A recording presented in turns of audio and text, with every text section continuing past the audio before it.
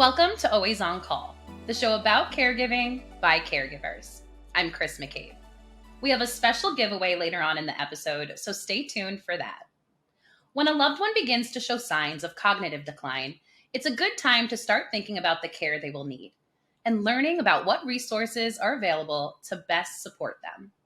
For those with early stage Alzheimer's and other forms of dementia, hands-on activities like puzzles and coloring can keep their senses engaged and motor skills strong. Plus, it can be a fun way to connect. Today we're chatting with Mary Anne Roberto. Mary Anne was the caregiver to her mother with Alzheimer's and is a founding partner of Always Home Connected. They provide activity boxes designed for people with Alzheimer's and other forms of dementia.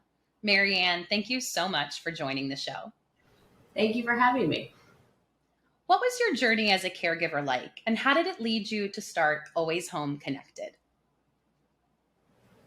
My journey as a caregiver started with my mom and, myself along with my brother and sister-in-law. And it started with us just taking care of her by ourselves and then moving into her having around-the-clock care at her home and then eventually moving her into a memory care facility.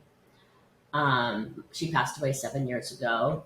And after that, my business partner, Debbie, also had the same situation with her mom. And so after both of our moms passed, we decided to open up our company, Always Home Agency, which we provide nurses and caregivers in private homes.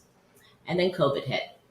And at that point, it was hard that people didn't want, staff in their homes and everything was on lockdown. And so we started curating smaller activities for some of our caregivers and some of our friends and families that were alone that we knew that this would bring joy to them. And it was such a success that Always Home Connected was born from that. And that's, our primary focus now is our new company and, bringing joy and engagement to people and their caregivers. I love that. One of the services you offer is the activity boxes. What's in these boxes and how do they help those with Alzheimer's? Our activity boxes, have a range of activities in them, for every level of cognitive, creative, and physical capabilities. Each box has a minimum of 10 items in them. Anything from what we call like the brain booster that will have large printed crosswords and word searches and adult coloring books, to arts and crafts that include anything from painting a birdhouse to doing a tissue paper activity to doing something with yarn to putting together a project by color, shape, and size. What else is in there? Sand activities, all different things, for the different senses and sensory issues and stuff like that. Now, do you offer these boxes individually or do they come for group settings as well? So we have an individual box that someone would buy for their loved one in their private home. And then we also have group activity boxes that come in boxes of 8 or 12, more for a memory care facility. Obviously, those can be specialized to any number that works for, the facility. And then we also have a lot of companion products that go with our boxes that you can buy, like fidget blankets, stress balls, puzzles, anything from like a 30-piece puzzle that actually has the shape underneath it. So it's easier for it to help to a 1,000-piece puzzle, depending on what level you're at. Depending on where someone is in their diagnosis, how can caregivers find meaningful activities that fit with their capabilities? I feel that someone needs to first of all find out what stage of the disease someone's in and then adapt the activities accordingly.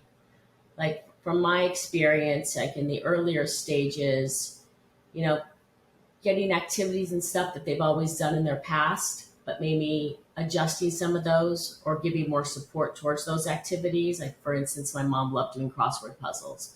So maybe at this point she knew the answer, but she needed a little bit more help remembering the word she was looking for. So helping her with some cues and prompts and stuff like that. I also think, as things progress, I feel arts and crafts are very helpful to help you engage with them and bring fun to the table. and doing something together. So I think that stops a lot of the loneliness and stuff, having activities that you're participating in and accomplishing and finishing together as a team.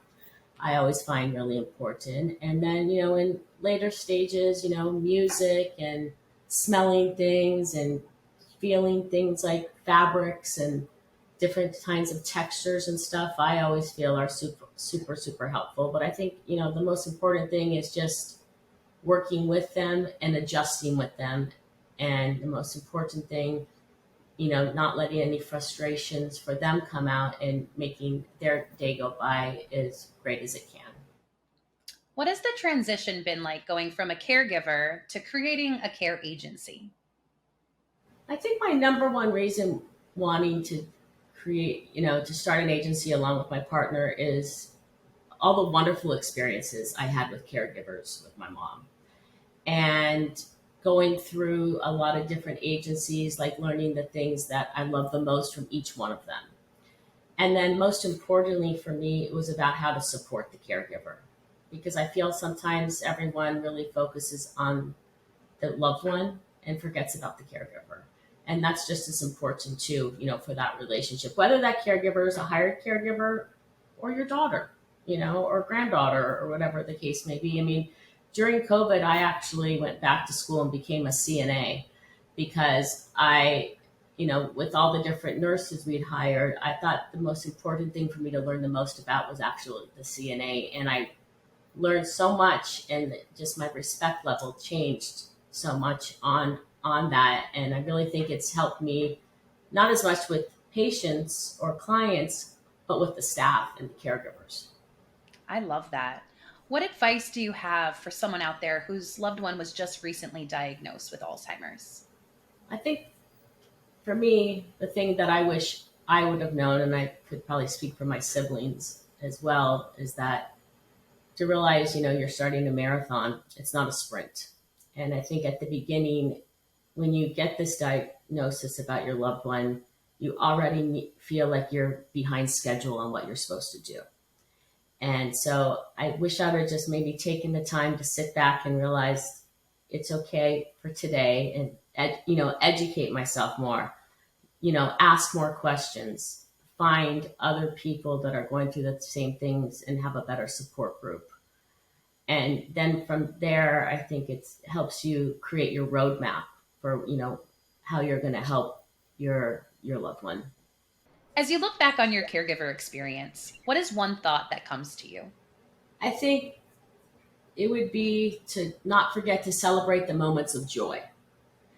And what I mean by that is that although Alzheimer's or other forms of dementia can present a lot of challenges, never forget to cherish the good moments, the fun laughs, the connection that you and your mom or grandmother, whoever that might be, having, to remember how meaningful those are and, just to make the most of each day. Thank you for joining me today, Mary Anne.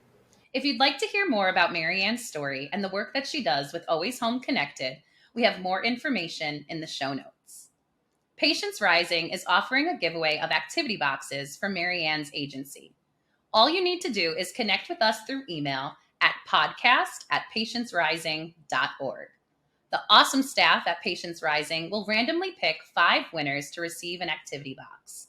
Trust me, these are really great boxes. Grams and I have had an incredible time exploring them. Make sure to connect with us on Instagram, Twitter, and Facebook by searching @Patience Rising. And remember that while caregiving is common, caregivers are special.